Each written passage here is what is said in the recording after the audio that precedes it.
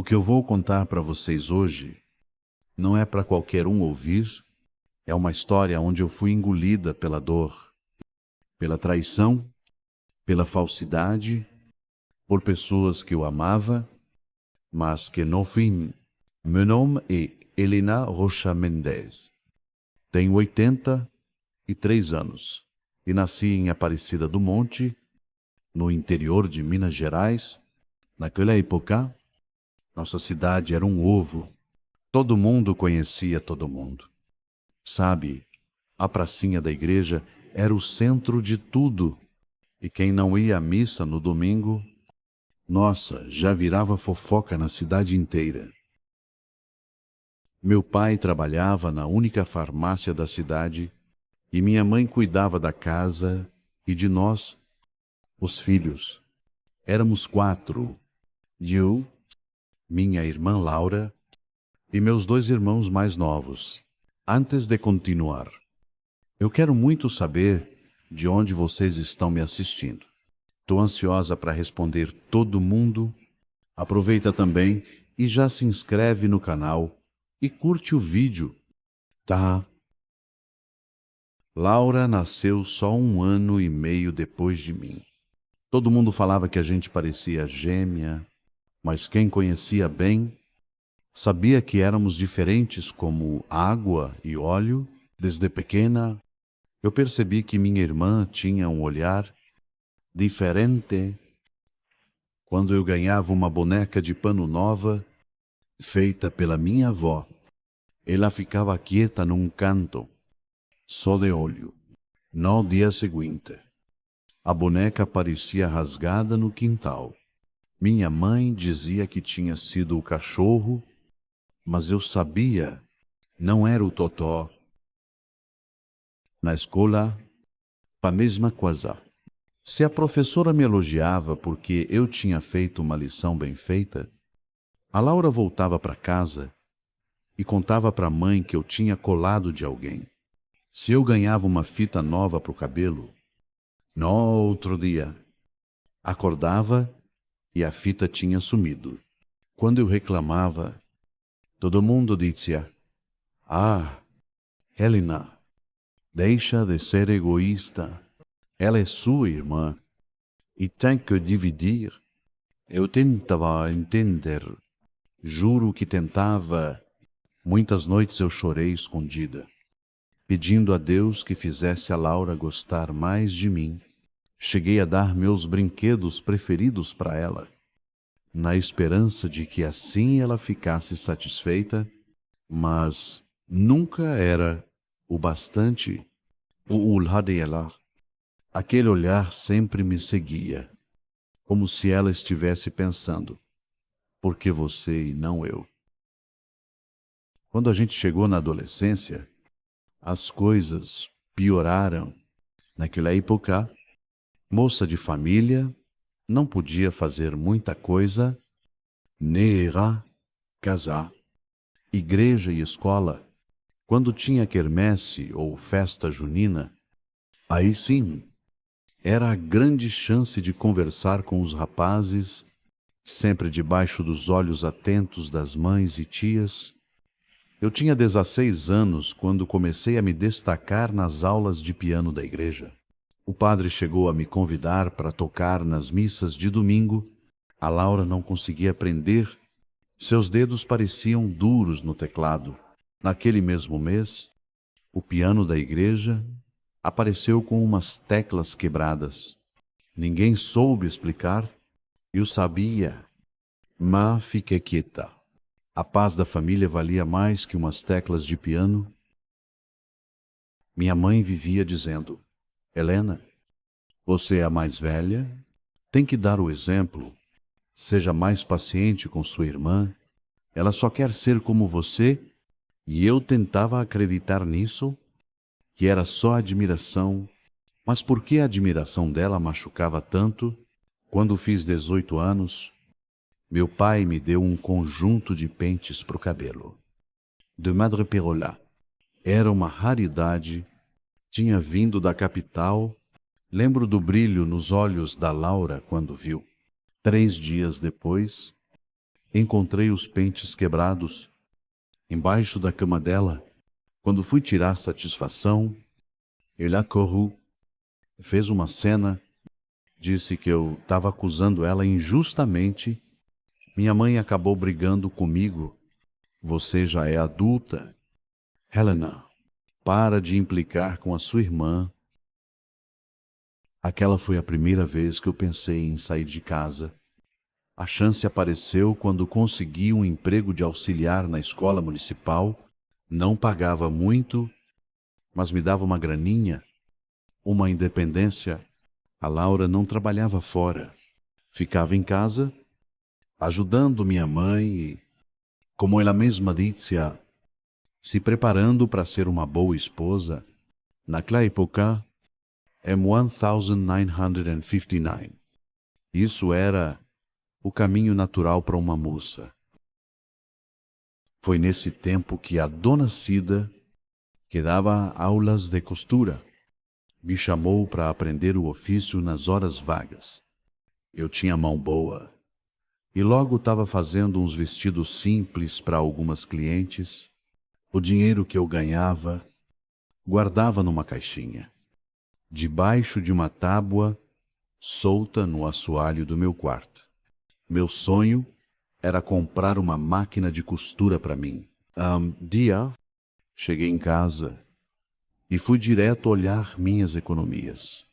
O dinheiro tinha sumido. Laura jurou de pés juntos que não sabia de nada. 3 dias depois, ela apareceu com um par de sapatos novos. Mamãe que me deu, ela explicou, mas eu vi no olhar da minha mãe que aquilo não era verdade. Mesmo assim, ninguém ficou do meu lado. Você tá com ciúmes porque sua irmã tá mais bonita com os sapatos novos? Meu pai disse, com aquela risada que mostrava que ele achava tudo aquilo uma bobagem de mulher. Foi por essa época que eu conheci o Ricardo. Ele tinha vindo de Belo Horizonte para trabalhar na construção da igreja nova. Alto, de olhos claros, ele se destacava no meio dos rapazes da cidade. No primeiro domingo que eu vi ele na missa, senti meu coração disparar. Parecia coisa de filme. Quando nossos olhos se encontraram, e ele sorriu, sorriso sincero, diferente de tudo que eu já tinha visto. Naquele instante, eu soube que algo especial estava começando. Para minha surpresa, depois da missa, o Ricardo veio falar comigo, elogiou o arranjo de flores que eu tinha feito para o altar. Conversamos só uns minutinhos. Mas foram os minutos mais felizes da minha vida até ali. No domingo seguinte, ele me esperava na saída da igreja. E assim começou o nosso namoro, sempre muito respeitoso, como era o costume. Quando o Ricardo foi na nossa casa pela primeira vez, eu notei o olhar da Laura. Não era mais aquele olhar de inveja de criança, era algo mais fundo, mais determinado. Ela se arrumou toda pro jantar. Usou o perfume que eu tinha ganhado de aniversário e sentou bem na frente dele. Durante a refeição inteira, ela falou mais do que tinha falado em semanas. Contava histórias, ria exageradamente das piadas do Ricardo. Depois daquele dia, sempre que o Ricardo vinha me visitar, a Laura dava um jeitinho de aparecer. Se a gente ia dar uma volta na praça, ela aparecia por acaso. Se estávamos conversando na varanda, ela trazia um cafezinho, uns biscoitos, qualquer desculpa para se juntar. Minha mãe achava uma gracinha. Que bom que a Laura está se dando tão bem com seu namorado. O Ricardo parecia não perceber nada, sempre gentil. Tratava Laura com a mesma educação que tratava todo mundo. Isso me deixava tranquila. Afinal, ele estava comigo. Tinha me escolhido. Depois de 6 meses de namoro, Quando ele pediu minha mão em casamento, foi o dia mais feliz da minha vida. Pensei que, finalmente, eu teria algo que seria só meu. Uma vida longe daquela sombra constante que era minha irmã. O que eu não sabia é que aquele pedido de casamento seria o começo do capítulo mais doloroso da minha vida, porque a inveja da Laura não tinha limites e ela estava disposta a tudo para ter o que era meu, tudo mesmo. Quando a gente anunciou o noivado, na festa de São João da igreja, todo mundo veio cumprimentar. A Laura estava lá, com um sorriso que não chegava nos olhos. Quando me abraçou, sussurrou no meu ouvido: "Aproveita enquanto pode."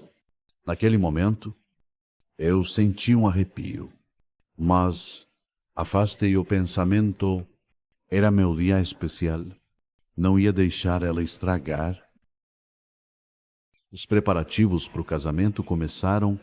Eu escolhi a Laura para ser minha madrinha. Foi uma última tentativa de curar aquela ferida entre nós.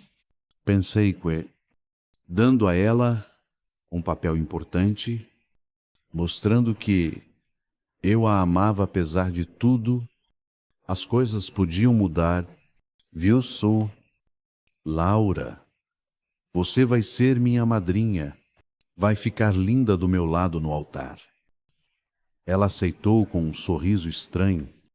Sim, irmãzinha, estarei bem do seu lado, sempre. Tinha algo naquelas palavras que me incomodou, mas eu estava tão envolvida com os preparativos, tão feliz com a ideia de começar uma vida nova com o Ricardo, que ignorei meus instintos. O vestido de noiva levou 3 meses de trabalho. A dona Cida me ajudou, me ensinando cada detalhe. O tecido, cetim branco, tinha vindo de São Paulo. As aplicações de renda, feitas à mão, enfeitavam a barra e o corpinho. Era o vestido mais lindo que eu já tinha visto.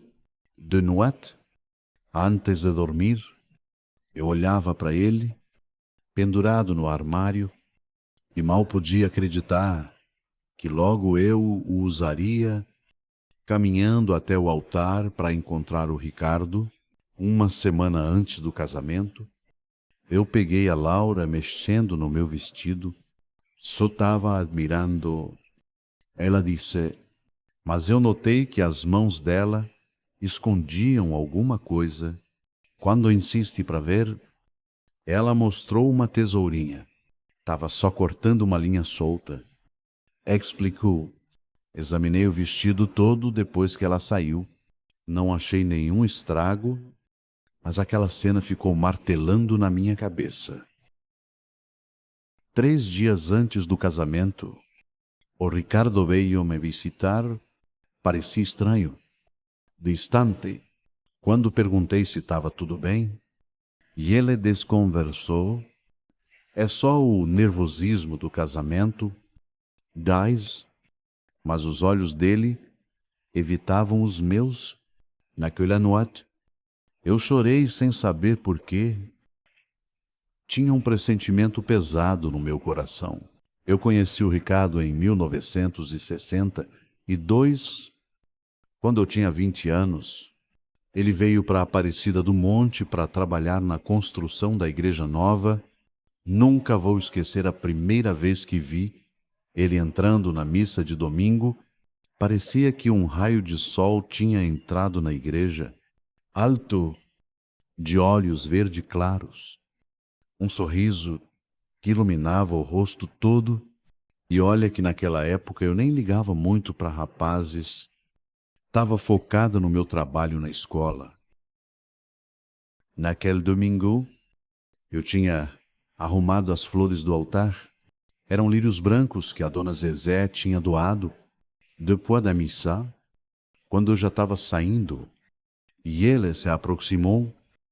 As flores tão lindas, foi você que arrumou. Eu fiquei tão sem jeito que mal consegui responder. Aqueles olhos me encarando, parecia que o tempo tinha parado a partir dali. Todo domingo ele me esperava na saída da missa. Começamos a conversar na pracinha, sempre com gente por perto. Como mandava o costume, o pai dele tinha sido pedreiro, ensinou o ofício para o filho desde cedo. Ricardo tinha mãos fortes, calijadas, mas gostava de ler poesia. Imagina, um pedreiro que lia Castro Alves e Gonçalves Dias. Ele falava dos sonhos dele, queria montar uma construtora um dia, construir casas bonitas. Meu pai demorou para aceitar o namoro. Um pedreiro. Helena, você que estudou, que sabe tocar piano, mas eu estava apaixonada. Depois de 3 meses de conversa na praça, ele autorizou o Ricardo a me visitar em casa. Sempre aos domingos, depois do almoço, na varanda, com a porta da sala aberta e minha mãe fingindo que estava bordando, mas de olho em cada movimento. Era assim naquela época. Minha filha, foi quando o Ricardo começou a frequentar nossa casa que a Laura começou a mostrar quem ela era de verdade. Ela aparecia por acaso. Sempre que ele estava lá, usava meus grampos de cabelo, meu perfume, aquele que eu economizava meses para comprar, fazia questão de servir o cafezinho, o pão de queijo, qualquer coisa para ficar perto do Ricardo. Minha mãe achava um encanto. Que bom que sua irmã gosta tanto do seu namorado. Helena. Mas eu vi o jeito que ela olhava para ele, como jogava o cabelo, como ria exageradamente das piadas dele. A Laura tinha esse jeito manhoso, sabe, de fazer os homens se sentirem especiais, completamente diferente de mim, que era mais reservada. Eu falei com o Ricardo uma vez, você não acha que a Laura está sendo muito atenciosa? Ele riu, disse que eu estava com ciúme da minha própria irmã. Ela só está sendo gentil. Helena, você devia agradecer por ter uma irmã que se esforça tanto para me fazer sentir bem-vindo. Era isso que ela fazia. Passava a imagem de doce e gentil, enquanto eu ficava parecendo a irmã ciumenta e amarga. Em dezembro de 1963, depois de 1 ano e meio de namoro, o Ricardo me pediu em casamento. Foi na quermesse da igreja. Debaixo das luzes coloridas, ele tinha guardado dinheiro para comprar um anel simples, mas lindo. Quando ele ajoelhou na minha frente, ali, na frente da cidade inteira, eu pensei que ia desmaiar de felicidade.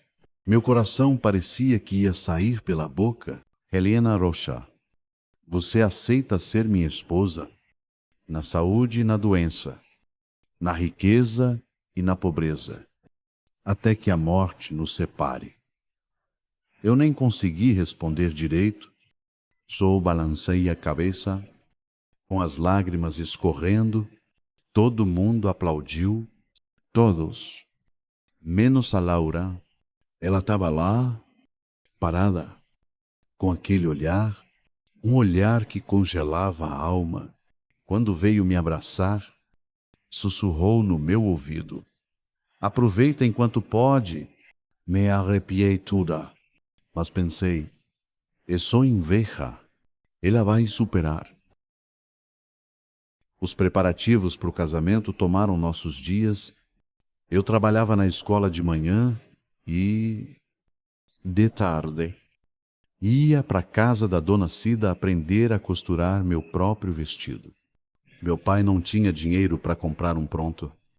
Então a gente decidiu fazer 3 meses debruçada sobre aquele cetim branco, cada pontada dada com amor, pensando no momento que eu ia entrar na igreja com ele, A data foi marcada para 15 de julho de 1964, uma igreja cheia, o vestido dos meus sonhos, o homem que eu amava. Parecia que, finalmente, eu teria algo que a Laura não poderia me tomar. Um mês antes do casamento, notei que o Ricardo estava diferente, mais distante. Às vezes, marcava de vir me ver e desistia na última hora. Tô cansado. Trabalhei demais hoje. Outras vezes, quando vinha, ficava olhando para o relógio, ansioso para ir embora. Quando eu perguntava se estava tudo bem, ele dizia que era só o nervosismo do casamento, a pressão de preparar nossa casinha nova. Eu acreditei. Deus é testemunha de que eu acreditei. 2 semanas antes, peguei a Laura experimentando meu véu na frente do espelho. Ela nem ficou sem graça quando me viu. Estava sabendo se precisa de algum ajuste. Tirou o véu, colocou na cama e saiu. Naquela noite, sonhei que eu estava na igreja, caminhando para o altar, mas quando o noivo se virava, não era o rosto do Ricardo que eu via. Uma semana antes do casamento, o Ricardo veio me visitar, mas não parecia ele mesmo. Mal olhava nos meus olhos. Quando tentei segurar a mão dele, e ele puxou, dizendo que estava com dor de cabeça. É normal ficar nervoso antes do casamento? Não é? Eu perguntei, tentando me acalmar. Sim, é só nervosismo. Ele respondeu, mas tinha algo no olhar dele, culpa. Talvez a Laura estava estranhamente calma naquela semana, se ofereceu para me ajudar com os últimos detalhes, coisa que nunca tinha feito. Quero que seja perfeito. Irmãzinha, ela dizia com aquele sorriso que não chegava nos olhos, 3 dias antes. A Laura sumiu a tarde inteira. Quando voltou, estava diferente, radiante, cantarolando pela casa. Onde você estava? Perguntei, resolvendo uns assuntos. Respondeu, toda misteriosa. Naquela noite, ouvi ela conversando com alguém na janela do quarto dela. Não consegui ouvir quem era, só a risada dela. Aquela risada que ela só dava quando achava que tinha vencido em alguma coisa. 2 dias antes do casamento, o Ricardo cancelou o nosso encontro. Mandou um menino entregar um bilhete. Preciso resolver umas coisas para nossa casa. Te vejo na igreja. Senti um aperto no peito. Algo não estava certo. E chegou o grande dia, 15 de julho de 1964. Acordei cedo, o coração pulando. Minha mãe e minhas tias vieram me ajudar a me arrumar. O vestido de cetim branco, os sapatos novos que eu economizei meses para comprar, o buquê de flores brancas que a dona Guta, a florista, tinha preparado para mim. Estava tudo pronto, tudo perfeito. A Laura se arrumou no quarto dela. Quando saiu, estava linda no vestido rosa claro de madrinha. Se aproximou, me abraçou. Você está deslumbrante. Irmã, pela primeira vez, parecia sincera. Pensei que talvez ela tivesse finalmente aceitado que seríamos irmãs de verdade. A partir daquele dia, o carro que ia nos levar para a igreja estava esperando meu pé, de terno novo. Me olhava orgulhoso. A Laura disse que ia na frente. Quero chegar antes para ver se está tudo em ordem. Faço questão. Helena, é o mínimo que posso fazer nesse dia tão especial, quando a gente chegou na igreja. 1 hora depois, estava tudo arrumado. As flores, as fitas nos bancos, os convidados. O padre me recebeu na porta lateral.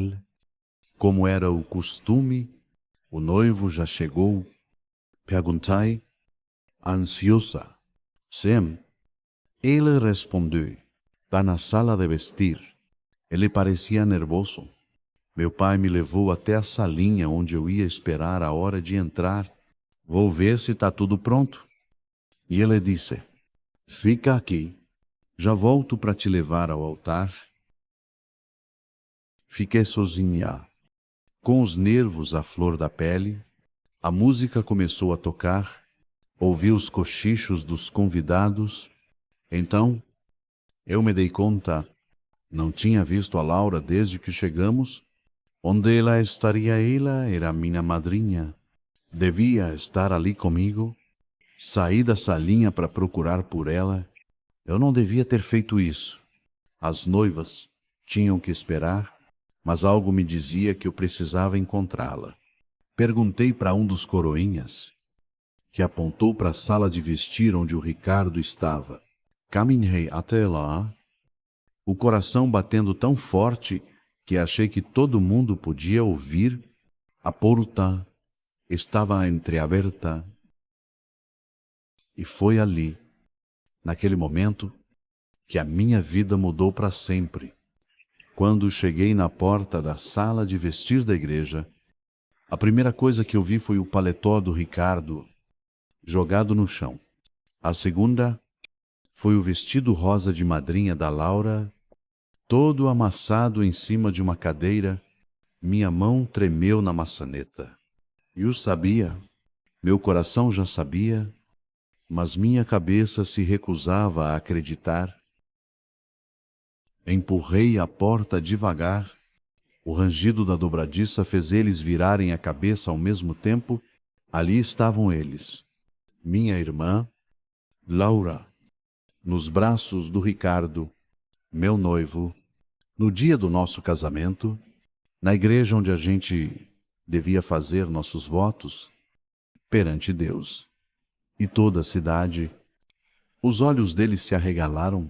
A Laura, ela não parecia surpresa, nem enfadonada, tinha um brilho de triunfo no olhar dela. Por um segundo que pareceu uma eternidade, ninguém disse nada. O mundo parou.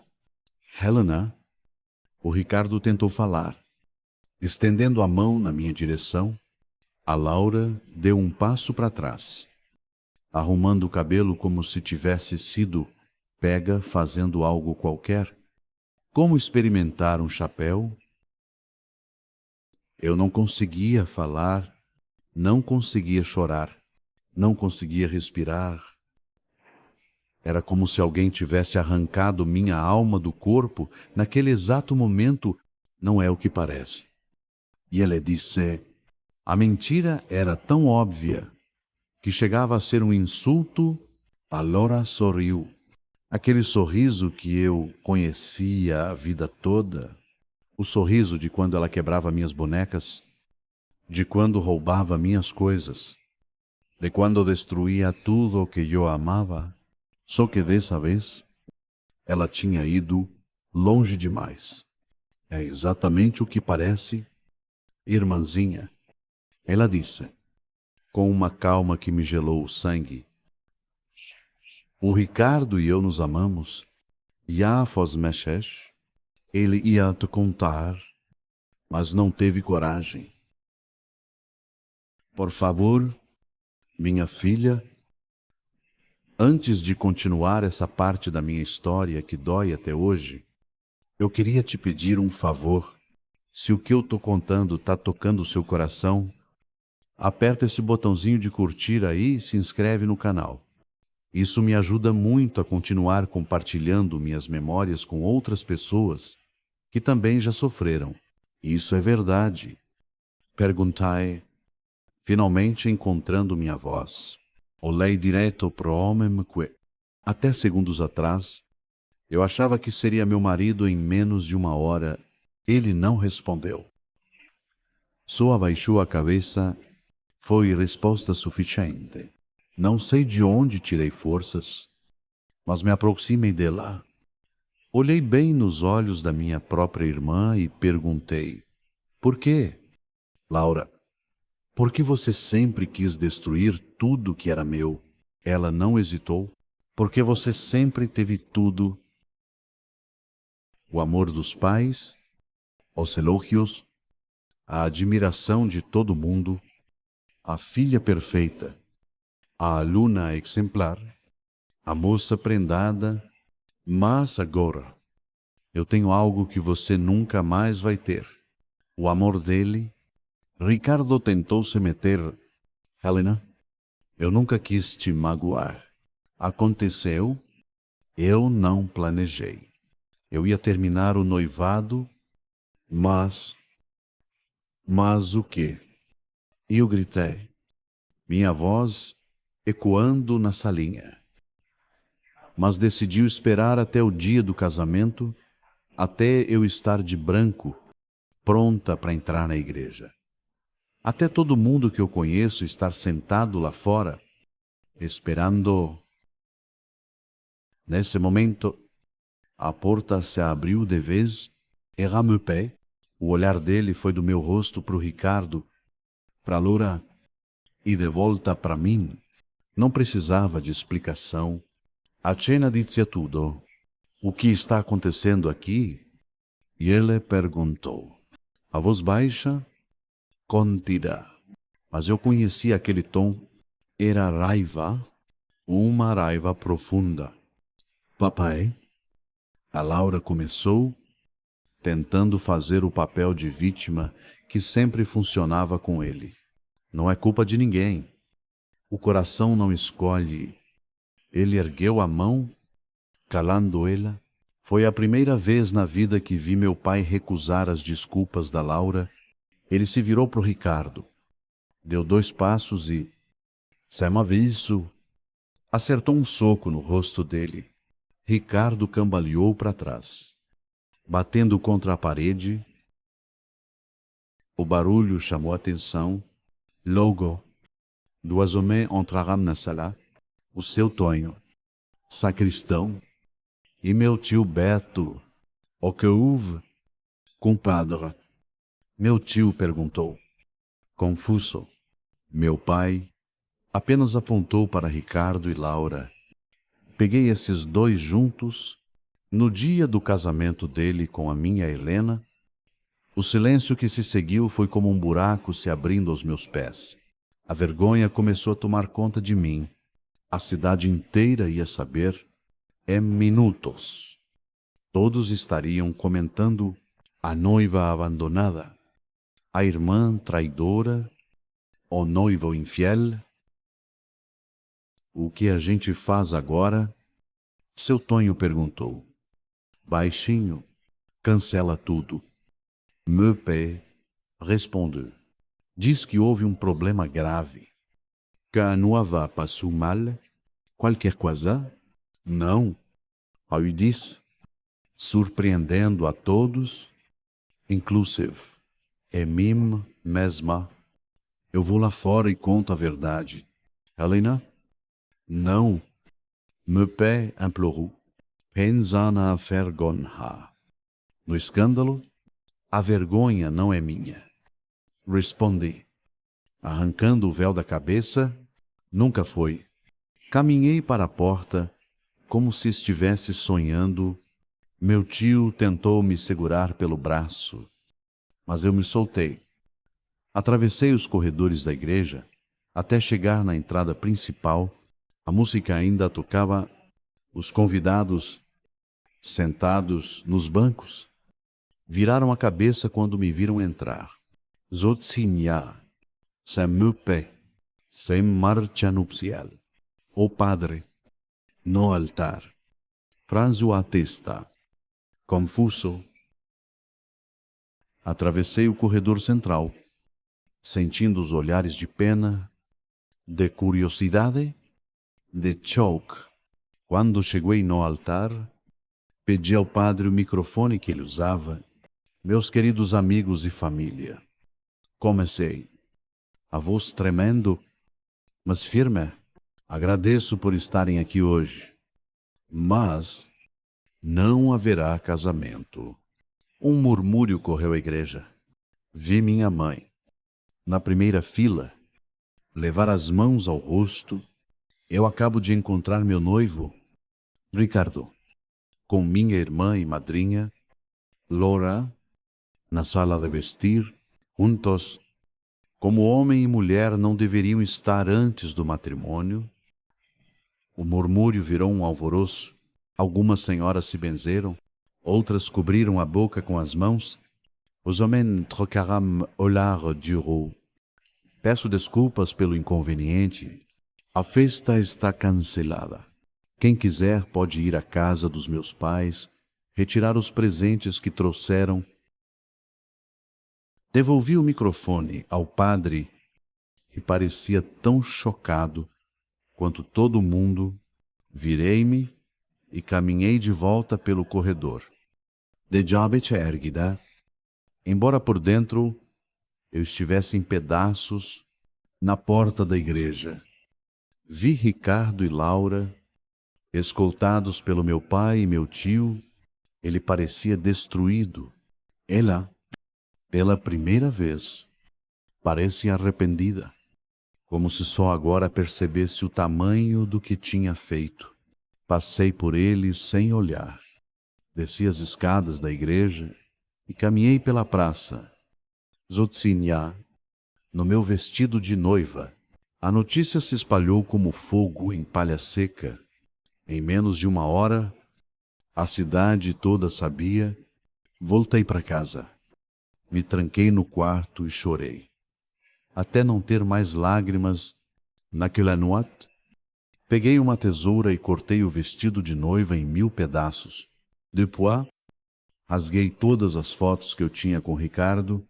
Por último, cortei meu próprio cabelo, as longas tranças que ele tanto dizia que amava. Nos dias seguintes, não saí do quarto, não comia, não dormia.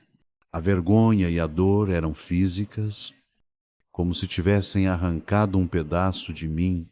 Minha mãe tentava me consolar. Mas o que ela podia dizer que palavras curam uma traição dupla como aquela? A Laura foi expulsa de casa pelo meu pai, foi morar com uma tia em Ourinhos. O Ricardo sumiu da cidade. Disseram que voltou para Belo Horizonte. Nunca mais soube deles por muito tempo. A cidade inteira só falava do escândalo. Onde eu ia, os olhares me seguiam. Os cochichos. Lá vai a coitada que foi largada no altar. A que pegou o noivo com a própria irmã. Algumas pessoas tinham pena. Outras, oisai, se divertiam com a minha desgraça. Eu, que sempre fui a menina exemplar, a filha perfeita, o noivo respeitável, agora era o centro do maior escândalo que a Aparecida do Monte já tinha visto. Na missa de domingo, uma semana depois, não tive coragem de ir. Como eu ia encarar todo mundo, como ia suportar o sermão do padre, que com certeza falaria sobre perdão e compaixão, enquanto todos pensavam em mim. Um mês depois do não casamento, eu não aguentava mais. Precisava sair dali. Min tia Ocelia, irmã do meu pai, morava em São Paulo. Pedi para ir morar com ela. Meu pai relutou no começo. São Paulo era uma cidade grande, perigosa para uma moça sozinha. Mas acabou concordando.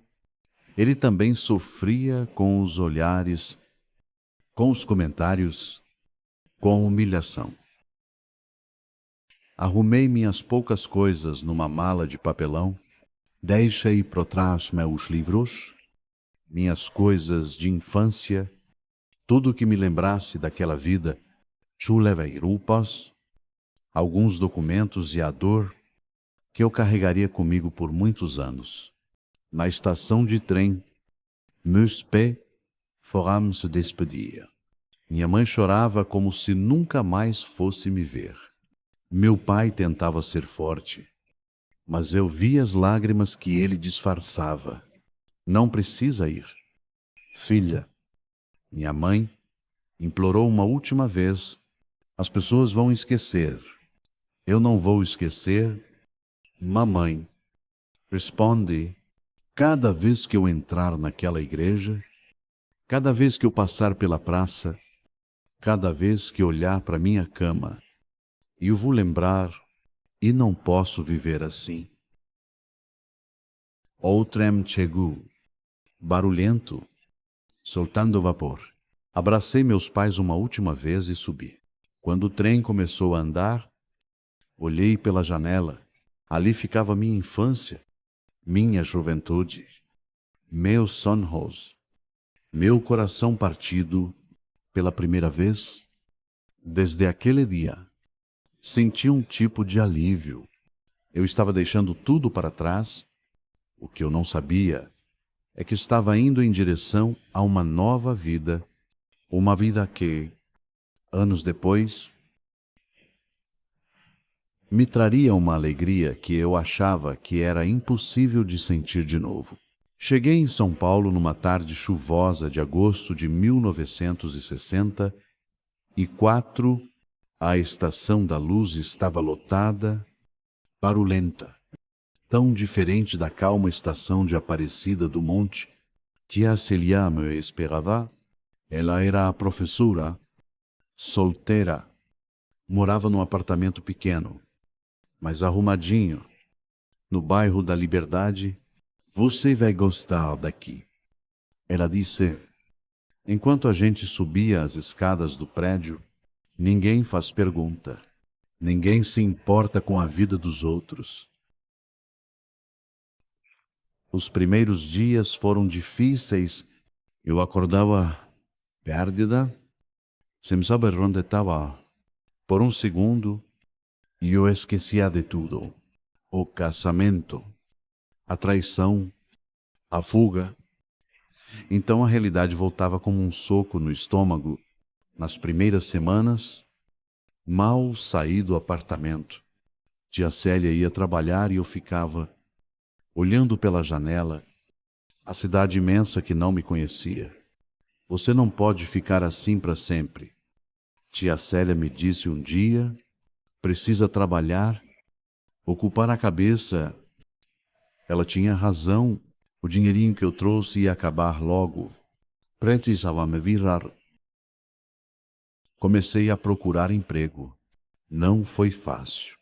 Eu tinha o diploma da escola normal, podia ser professora, mas as escolas em São Paulo exigiam experiência, recomendação. Finalmente, consegui uma vaga numa lojinha de tecidos na rua 25 de Março, O'Donnell, Sur Salim. Um libanês de bigode grosso e voz alta precisava de alguém que entendesse de pano. Você sabe costurar? Ele perguntou na entrevista. Sei. Responde. Fiz meu próprio vestido de noiva. Ele não perguntou por que eu estava em São Paulo. Zotzinia. Sem marido. Só concordou e disse, começa amanhã. O trabalho na loja era puxado. Ficava em pé o dia todo, atendendo gente, medindo tecido, arrumando os rolos coloridos nas prateleiras, mas era bom ter a mente ocupada. De noite, eu voltava pro AP exausta. Cantava com a tia Célia e caía na cama, sem tempo para pensar, para lembrar, para sofrer, mas as lembranças vinham nos momentos mais inesperados. Quando eu via um casal de namorados na Praça da Sé, quando uma noiva entrava na loja para comprar tecido para o vestido, quando ouvia alguém com sotaque do interior, parecido com o do Ricardo, eu me perguntava como eles estavam, se tinham ficado juntos, se eram felizes. Se l'embravamme de mime. Da dor que me causaram, eu não tinha notícias. Minha mãe, nas raras cartas que mandava, evitava falar da Laura. Era como se eu tivesse só um irmão agora. Passou um ano. A dor não tinha sumido, mas eu tinha aprendido a viver com ela. Era como uma cicatriz. Estava sempre ali, mas já não doía tanto ao toque. Aos poucos, comecei a construir uma vida em São Paulo. Fiz amizade com outras moças que trabalhavam nas lojas vizinhas. Frequentava a missa aos domingos na igreja do bairro. Ninguém me conhecia ali. Ninguém sabia da minha história. Era libertador. No começo de 1966, seu Salim me chamou na salinha dele, nos fundos da loja. Pensei que tinha feito algo errado, mas ele estava sorrindo. Helena, tenho um amigo que está abrindo uma fábrica de roupas pequena, só vestidos de mulher. Ele precisa de alguém que entenda de moldes, de costura, alguém de confiança. Falei de você. Foi assim que eu conheci o Roberto. Ele tinha 35 anos, era viúvo, sem filhos, tinha economizado por anos para abrir o próprio negócio. Estava começando do zero, precisava de alguém que o ajudasse não só a costurar, mas a pensar nos modelos, nas tendências. O Roberto era completamente diferente do Ricardo. Mais velho, mais sério, mais quieto. Não tinha olhos verdes hipnotizantes, nem sorrisos de cinema. Mas ele tinha algo que eu só aprendi a valorizar depois de tudo que passei. Respeito. A fábrica ficava num galpão na Muca, bairro de operários em São Paulo. No começo, éramos só nós dois e mais duas costureiras. A gente trabalhava de sol a sol. Eu desenhava os modelos, fazia os moldes, escolhia os tecidos. O Roberto cuidava da parte da firma, das vendas, dos fornecedores. Foi um começo difícil. Teve semana que a gente achou que ia ter que fechar. O Brasil vivia tempos difíceis.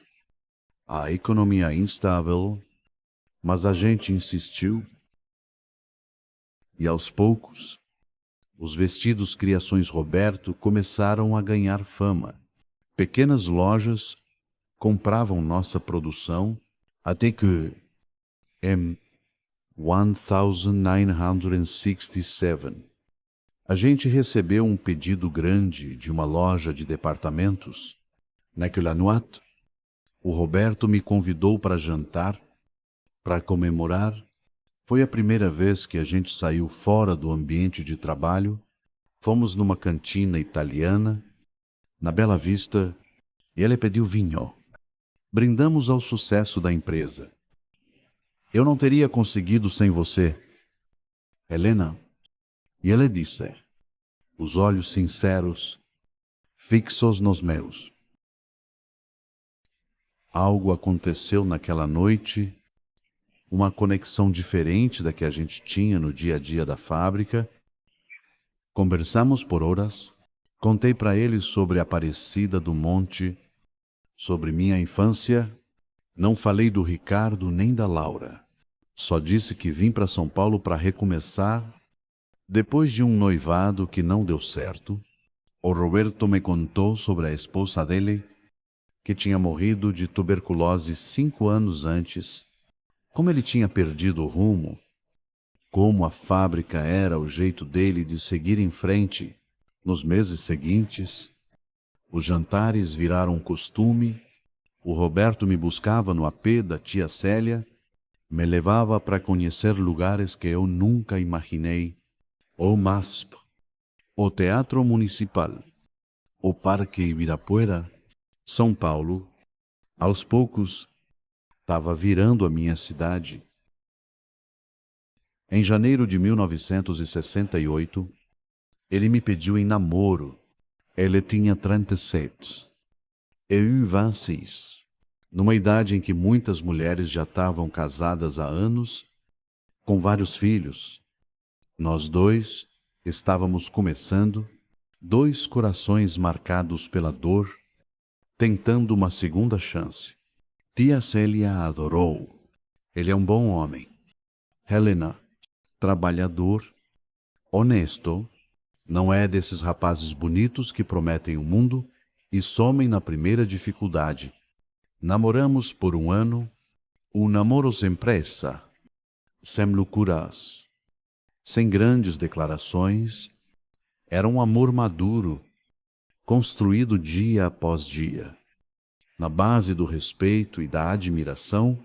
Quando ele me pediu em casamento, não foi numa quermesse iluminada, na frente da cidade inteira, foi numa noite comum, na varanda do apartamento, depois de um jantar simples.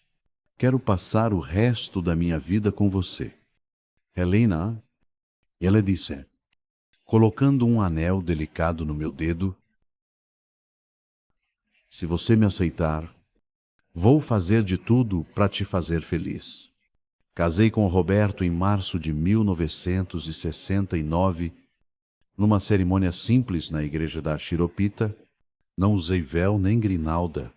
Escolhi um vestido azul claro, elegante e discreto, que eu mesma desenhei e costurei. Meus pais vieram de Aparecida do Monte para a cerimônia. Meu pai chorou quando me levou ao altar. Não convidei a Laura. Eu não sabia onde ela estava e nem queria saber. Alguns diziam que ela tinha casado com Ricardo e se mudado para o Paraná. Outros, que tinha ido tentar a sorte no Rio de Janeiro. Não importava. Naquele dia, ela não existia para mim. Nos mudamos para uma casa pequena, mas confortável, no Tatuapé. A fábrica crescia. Em 1970, já tínhamos 20 funcionários. Em 1972, 50. O nome Criações Roberto era respeitado no mercado. Em dezembro de 1973, nasceu nossa filha, a Bia. Quando eu peguei ela nos braços pela primeira vez, entendi o que era amor incondicional. Olhando para aquele rostinho perfeito, eu percebi que tudo, a dor, a humilhação, as lágrimas, tinha valido a pena. Se eu tivesse casado com o Ricardo, eu não teria minha Bia, não teria o amor sereno e forte do Roberto, não teria a vida plena que eu construí em São Paulo. A vida seguiu.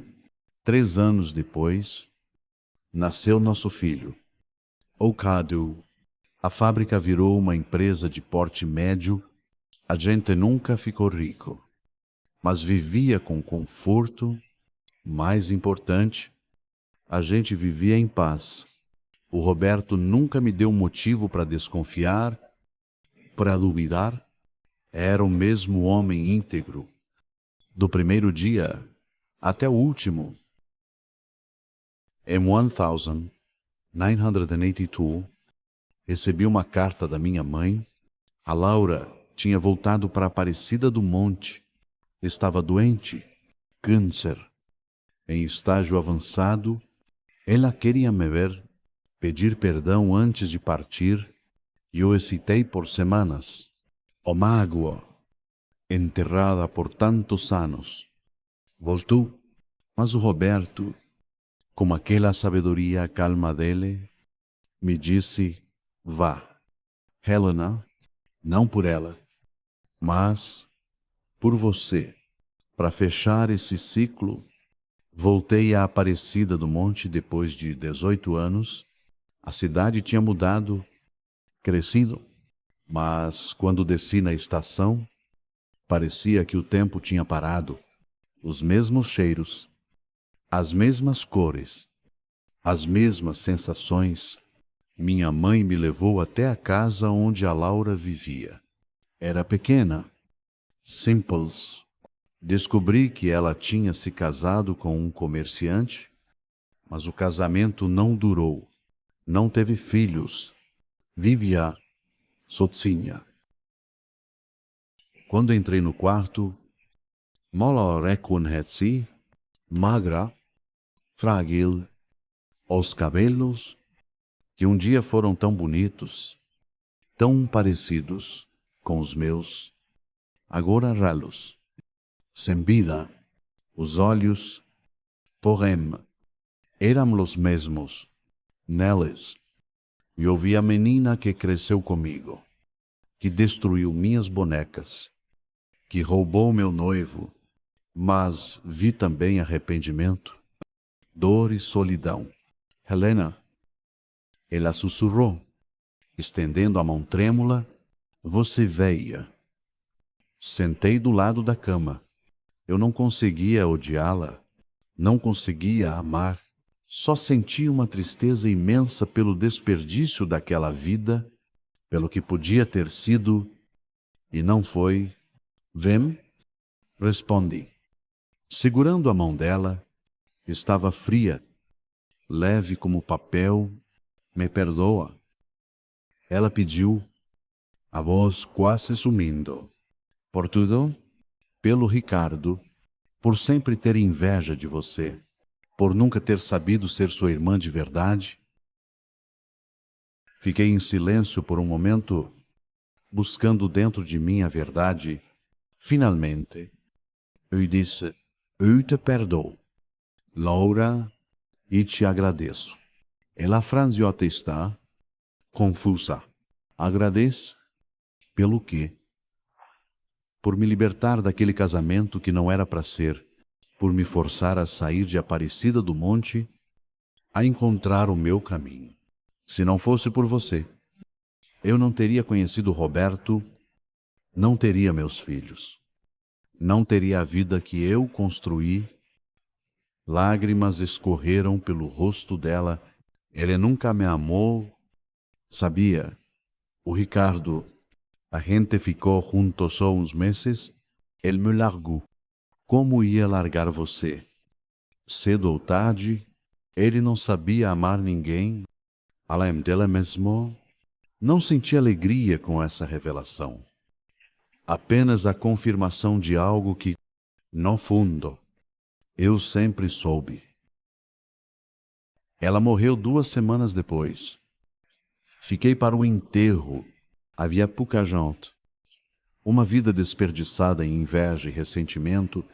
Voltei para São Paulo. Para minha família. Para minha vida. Com o coração mais leve, finalmente livre do fantasma do passado. Hoje, aos 83 anos, olho para trás e vejo como Deus escreve certo por linhas tortas. O que parecia ser a maior tragédia da minha vida foi, na verdade, o começo da minha verdadeira felicidade. Roberto se foi há 5 anos. Foram quase 50 anos juntos, não perfeitos. Nenhum casamento é, mas cheios de respeito, companheirismo e um amor que cresceu a cada dia. Tenho meus filhos, meus netos, uma vida cheia, e quando me perguntam se eu tenho arrependimentos, digo que não, nem mesmo daquele dia, na igreja, quando vi os dois juntos. Aquele foi o dia em que perdi um amor falso, mas ganhei a chance de encontrar um amor verdadeiro. Foi o dia em que deixei de ser vítima e me tornei a protagonista da minha própria história. Esse foi meu relato de vida. Se você gostou, curta o vídeo e se inscreva no canal. Isso me ajuda muito.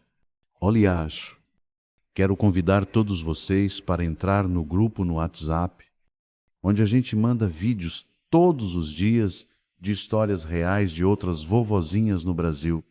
O link está na descrição desse vídeo. Te esperamos lá.